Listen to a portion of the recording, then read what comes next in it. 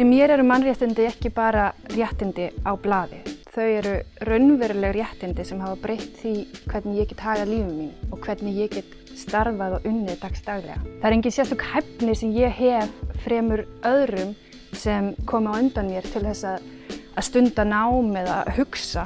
Það eru bara þau réttindi sem hafa áunnist sem hafa gefið mér tækifæri til þess að gera það sem ég ger í dag í doktorsnáminu. Stór hluti eru þessar tækni nýjungar. Ef það væri ekki fyrir talgervla og þessi máltækni verkfæri, þá væri ég líklega bara í burstagerð eða annarri blindraiðum eins og þeir sem koma undan mér. Þetta er einfaldlega munurinn á því að ljósið sé kveikt og ljósið sé slökkt. Hæ, ég heiti Dóra. Og ég heiti Karl. Við erum íslenskar talgervilsraddir, smíðaðar af pólska fyrirtækinu Ivona fyrir tilstuðlan Blindrafélagsins, en í dag erum við Amazon-raddir. Tölvur og aðrar stafrænar lausnir skipta sífellt meira máli í okkar daglega lífi. Sá möguleiki að geta talað við tölvur og önnur tæki mun breyta upplifun okkar allra meira en við getum ímyndað okkur. Hvort okkur muni standa til boða að eiga þessi samskipti á íslensku mun ráða úrslitum það, hvort íslenskan öðlist líf sem stafrænt samskipta tungumál eða hvort við munum smátt og smátt færa okkur yfir í ensku. Fyrir blinda og sjónskerta skipta stafræn verkfæri, svo sem talgervill og talgreinir, öllu máli þegar kemur að því að geta lifað sjálfstæðu lífi og sinnt athöfnum daglegs lífs, hvort sem það er í námi, starfi eða tómstundum. Íslensk máltækniverkfæri sem aðstoða við athafnir daglegs lífs munu auk þess færa með sér aukin þægindi fyrir alla. Aðgengi eru mannréttindi. Evrópusambandið hefur þegar settu lög aðgengi að opinberri stafrænni þjónustu innan ESB og á leiðinni eru lög aðgengi að þjónustu á almennum markaði. Þessi löggjöf er hluti af EES-samningnum og ber því að innleiða hana hér á landi. Innleiðing þessara aðgengislöggjafa er grundvöllur þess að blindir, sjónskertir og einstaklingar sem af einhverjum ástæðum eiga erfitt með lestur, eins og til dæmis lesblindir, geti unnið á jafnréttisgrundvelli á almennum vinnumarkaði fyrir sjálfstæðri búsetu og almennum lífsgæðum.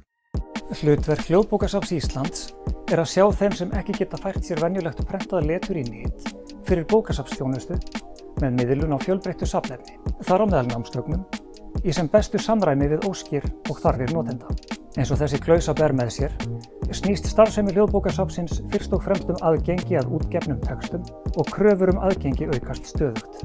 Aðgengi hefur aukist jafnt og þétt, bæði vegna krafna samfélags til jafnara mannréttinda og tækniþróunar. Í dag er engin ástæða til annars en að allir hafi jafnan aðgang að útgefnu efni. Þetta setur bæði Hljóðbókasafnið og útgefendur í þá stöðu að þurfa að bregðast við. Hljóðbækur urðu til vegna þess að blindir geta ekki lesið prentað mál. Fyrst sem segulbönd og kassettur, síðan sem geisladiskar og í dag sem streymi á netinu. Hljóðbækur í dag nýtast ekki bara blindum, heldur ekki síður lesblindum, hreyfihömluðum og fjölmörgum öðrum hópum með skerðingar. Í dag eru þær í allra eyrum. Þannig verða framfarir öllum til hagsbóta í kjölfar réttindabaráttu fárra. En hljóðbækur geta ekki lengur talist aðgengilegur kostur. Til dæmis er ekki hægt að leita í þeim. Erfitt er að taka niður punkta, tilvísanir virka ekki og fleira má telja. Grunnur aðgengilegra bóka er allur til stafrænt eftir að bók er tilbúin til prentunar. Tækni og staðlar eru líka til staðar. Í dag þarf að lesa bækur inn en ljóst er að með betri talgervlum mun notkun þeirra aukast umtalsvert í náinni framtíð eins og nú þegar er raunin á stærri málsvæðum. Ekki síst hvað varðar bætt aðgengi að blöðum og tímaritum. EAA-tilskipunin og Maastricht-samkomulagið skilgreina árið 2025 sem árið sem allt útgefið efni á að vera fyllilega aðgengilegt. Í dag er krafan bætt aðgengi byggð á því sem kalla má hljóðbækur með texta. Bækur þar sem textinn er merktur jafn óðum og hljóðið er lesið, auk myndlýsinga og annarra aðgengisjafnandi lausna.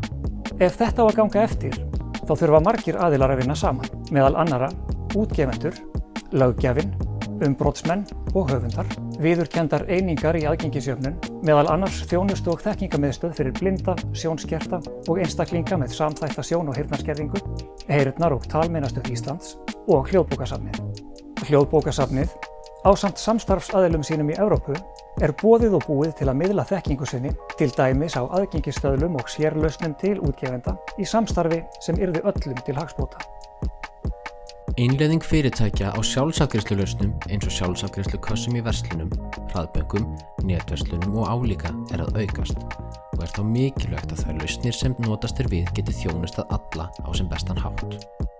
Dæmi frábært einstaklingsframtak er verslunin Rangá sem hefur útbúið og tekið í notkun verðskanna sem les verð á vörum upp 249 krónur. Þessi virkni þekkist ekki í öðrum verðskönnum hérlendis og er notagildi hennar ótvírætt. Blindrafélagið er í samstarfi við hollenska fyrirtæki ReadSpeaker íslensku vefþuluna sem les upphátt efni af vefsíðum þegar smellt á tiltekinn hnapp sem komið hefur verið fyrir á síðunni. Við kjósum að kalla hann hlustanhappinn. Það er hægt að stilla hraða og virkni lestursins, stærð textans og margt fleira eins og hendar hverjum og einum.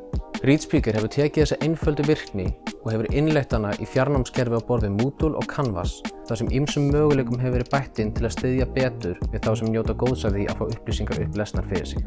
Hópurinn sem nýtur góðs af lausn sem þessari er gríðarlega stór. Sjónskertir, lesblindir, fólk sem er að læra tungumálið og margir fleiri. Við sjáum einnig þá þróun í samfélaginu að sífellt fleiri kjósa að nýta sér hljóðbækur í stað hefðbundins lesturs. Fólk skilur oft ekki hversu takmarkandi það er að vera það sem heitir prentleturshamlaður, sem það að geta ekki lesið texta á pappír, að vera fullkomlega læs, en að geta bara ekki numið stafina af pappír eða skiltum. Því að það hefur mun breiðari og víðari afleiðingar en bara það að geta sest í sófann með góða bók eða lesið reyfara í sumarbústaðnum. Allan daginn erum við að túlka prentletur.